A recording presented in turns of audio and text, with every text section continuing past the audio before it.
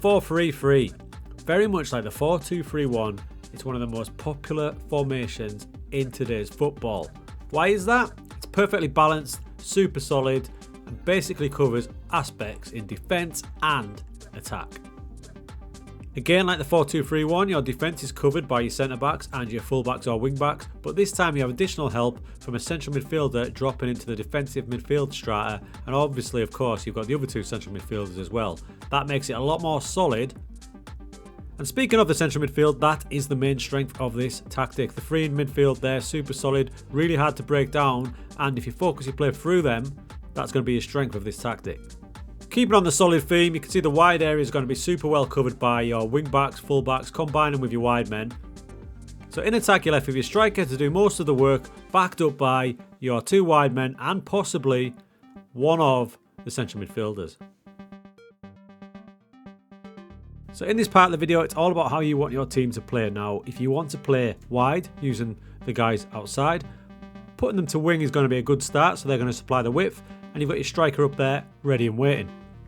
So now you're super strong down the wide flanks, you've got wing-backs combining with wingers, so your flanks are going to be a positive area for you. However, that does then kind of maroon your striker to be by himself, so that's where it's going to get super important that your two central midfielders, the more advanced ones, are going to be the guys to back up your striker in this sort of position. Therefore, an advanced playmaker on attack, getting into the pockets could be an option. My preferred one is a central midfielder on attack, making those runs into the box, and I would not be scared at all of potentially having both of them doing that. That perhaps may seem extreme, but do remember that not only do you have the two centre-backs sitting back, but you've got the anchor of the midfield as well, so pushing these two on into more of a position like this when you've got the ball means that your striker will have a bit of backup.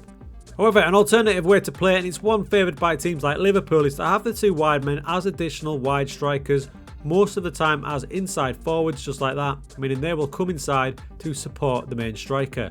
Therefore, your width is going to have to come from your full-backs, either on wing-back support, full-back attack or wing-back attack, to supply the width and to help out the supply line.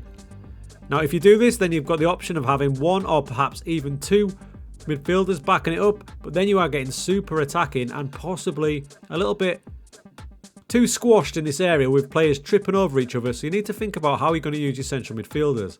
In effect, when you're in position and attacking, your team's going to be in that sort of shape with these guys coming inside and your wing-backs pumping up, so it's probably not advisable to have both central midfielders bombing on as well. Maybe one of them can bomb on, but maybe a more solid approach with the other midfielder could be the way.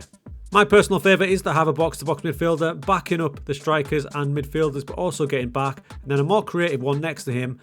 Mazzala is a favoured one as he will drift out wide, backing up one of your wing-backs, allowing your inside forward to get inside and do his work. And don't forget your holding midfielder on all this. That's exactly what he's for in that defensive midfield zone. As we get more attacking, we do need someone to hold back, especially as your wing-backs are bombing on. He's going to supply the cover in case they get caught out of position.